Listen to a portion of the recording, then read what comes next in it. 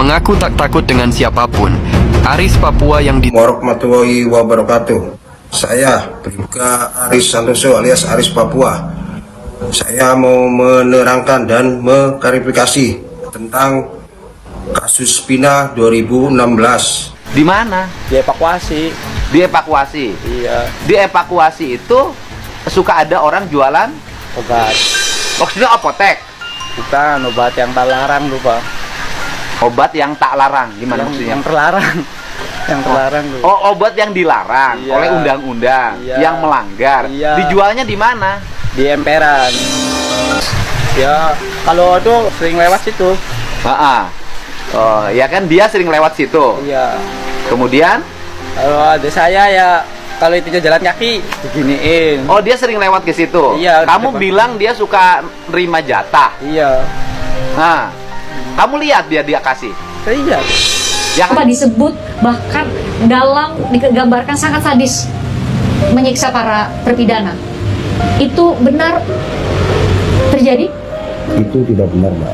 Karena Karena itu fitnah. Dibakar, Pak. Bagaimana caranya? Dibakar pakai korek, dikasih balsem. Mata juga dibasem, semuanya, Pak. Mata-mata dibasem. Saudara umur 15. Saling bantah dan saling tuding. Aris Papua tidak pernah mengakui perbuatan apa yang dituduhkan sama Aldi. Ya, Aldi pernah mengaku bahwa dirinya pernah disiksa sama Aris Papua, akan tetapi Aris Papua memberikan sebuah klarifikasi dan ia pun membantah, bahkan berani untuk dipertemukan dengan Aldi, dan semua ini katanya fitnah. Pak. Bagaimana caranya? Dibakar pakai korek, dikasih balsem.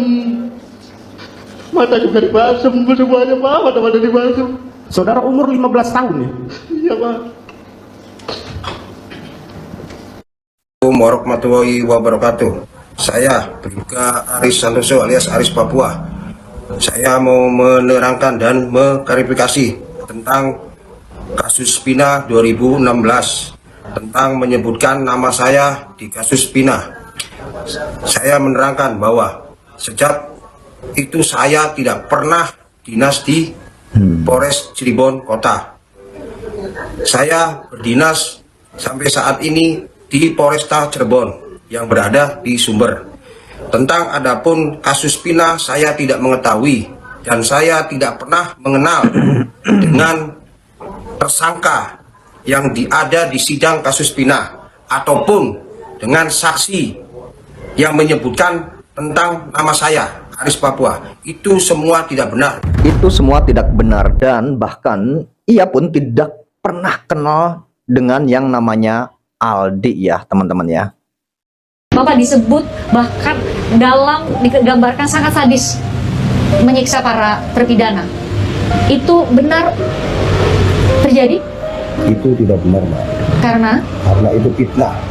Saya selama ini dinas nggak pernah dinas di Ciko. Polres Ciko, Saya Polres di Cirebon Kota. Iya. Saya dinasnya di Polres. Nah, ini gimana, siapa yang benar? Ini tidak pernah dinas di Ciko atau Cirebon Kota ya katanya gitu ya. Cirebon yang ada di Sumber. Itu saya dinasnya. Dan kejadian itu tidak pernah saya tahu. Kejadian tahun 2016 maksudnya. Betul. Dan saya pun tidak pernah kenal sama tersangka ataupun saksi yang menyebut nama saya di persidangan. Gitu. Aldi katakanlah dia menyebut Bapak 2 kali di 2 sidang tadi ya. Pak, masalahnya gini Pak, kalau hanya disebutkan Aris saja, ya mungkin bisa jadi salah. Ada banyak Aris di Polres Sumber, ada banyak Aris di Polres Cirebon Kota. Masalahnya adalah Aris Papua secara spesifik Pak. Nah, ini yang jadi permasalahan, ini menyebutkan nama Aris Papua itu dengan terang-terangan. Ya, mana mungkin tahu ya jika seseorang tidak pernah kenal akan tetapi bisa menyebutkan nama panjangnya, Gugun Gumilar ya, bukan Gugun aja. Aris Papua ini belakang-belakangnya ini disebut. mengaku tak takut dengan siapapun, Aris Papua yang dituding telah menyiksa para terpidana kasus Vina Cirebon di tahun 2016 lalu. Kini kehadirannya diburu para media dan warga Indonesia. Oke, kita akan lihat dan kita akan simak selengkapnya keterangan Aldi ini saat diwawancarai oleh Kang Deddy Mulyadi. Ini sangat ngeri sekali. Kamu kemarin ngomong di pengadilan, Iya. ngomong nyebut nama anggota Polri, Iya. ya kan? 2 nama kamu sebut, Iya. ya kan? Bukan anggota ya, oknum anggota di Polresta Cirebon, kamu sebut dengan tegas, kamu disumpah di atas Quran, ngomong di depan pengadilan, kamu nggak takut diperkarakan? Enggak. Itu bisa pidana loh kalau kamu bohong itu. Bener. Kayaknya bener yang tahu itu yang nangkep. Mau mukulin juga itunya. Bukan ditangkap, diamankan. Kamu gimana sih? Oh, yang di sini. Ya. Kamu tahu nggak? Ya. Katanya kamu tuh nggak ditangkap, Ya. tapi diamankan. Tangkep, Pak. Hah? Ditangkep. Nggak ditangkap, kamu diamankan katanya. Kamu beda nggak? Ya beda. Apa beda ditangkap sama Kalau diamankan? diamankannya ibaratnya kan nggak dipukulin. Nah, mantap. Oh, terus dipukulin. apalagi? Oh, itu mah langsung disiksa, langsung dipukulin. Masa Loh, diamankan? nggak bilangnya kamu tuh nggak ditangkap, diamankan. Setelah diamankan dalam keadaan utuh diserahin ke penyidik reskrim.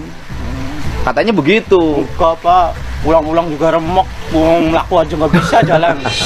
Pulang aja dirayang-rayang sama kakaknya. Opo dirayang-rayang opo? Ya kanan kiri tuh bapak, sebelahnya kakaknya Sakatatal pulang tuh, Bang. Oh, kamu rayang-rayang. Iya. Udah nggak bisa jalan. Oh, bisa, Bang. Tuh bayangkan ya, ini sejelas ini, sedetail ini ya cerita juga ya. Tapi nanti kamu dicariin loh. Sama Sama itu yang sama kamu bilang-bilang itu. yang nggak takut, Bang. Oh, nggak takut? Nggak takut. Masa takut?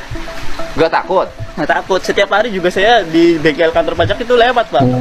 Ah, lewat. Dianya lewat. Iya, dulu lagi pas belum disebutin namanya. Sebelum disebutin. Sebelum disebutin itu ke saya tuh bilang kalau itu lihat muka saya nih. Oh. Saya kalau situ di misalnya saya lagi ngisi angin kan keluar tuh dari turun ke trotoar tuh. Dia lewat. Iya, lewat. Terus bilang. Bilang. Tapi saya diem aja. Jadi kalau dia lewat sama kamu bilang. Iya. Jangan anjing. Yang benar. Bener. Kamu jangan bohong loh. Bener, Pak. Berarti setelah itu juga kejadian itu juga itu sering ketemu berarti ya. Yang ketua bengkelnya aja tahu aja. Bukan ketua bengkel, yang punya bengkel. Iya.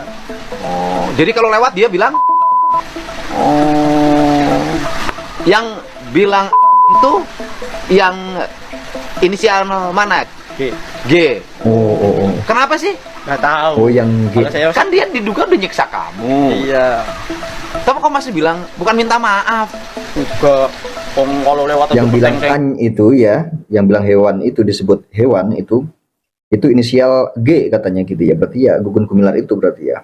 Mana aja kok. Oh, peteng-tengan. Peteng-tengan gimana? Ya gini, teng-tengan aja tuh di saya tuh. Oh. Ya kalau saya lagi ngoprek ya di situ ya, saya duduk ya itunya kadang-kadang kan ada itu bau-bau tuh. Oh. Kadang-kadang begini. Masih? Masih. Kapan itu? Ya sini dapat lah 3 mingguan mah. Masih sekarang-sekarang?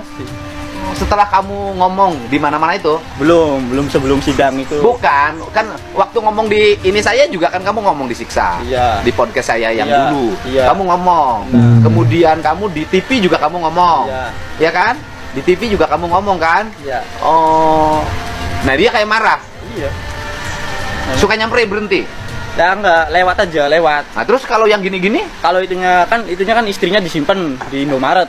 kok istrinya disimpan sih? Itunya kan bawa istri. Ha-ha. Kan mau minta uang itu, minta jatah gitu tuh. Siapanya? Si G-nya tuh Minta jatah ke siapa? ke orang jualan. Hah? Minta jatah ke orang jualan. Emang preman gitu? Jualan itu tuh Di mana? dievakuasi. Minta jatah ke orang jualan gimana? Jatah nggak tahu jatah apa ya. Kan kalau setiap hari itu tuh jam 10, jam 9 nggak tetep tuh jamnya tuh. Heeh. Setiap lewat tuh kan istrinya di situ, ditinggal di Maret. Ya kalau lewat itu jalan kaki ya kayaknya lagi ngoprek ya di situ ya. Yang bener kamu jangan bikin fitnah minta jatah. Bener, Hah? bener, Jangan bikin fitnah. bener Pak. Minta jatah gimana Coba sih? cek itu ya. Coba cek Kang Deddy ini cek yang dimintain jatah itu di mana. Ditanyain benar nggak orang itu kan gitu biar kebongkar semua. Itunya kan jualan obat sih Pak.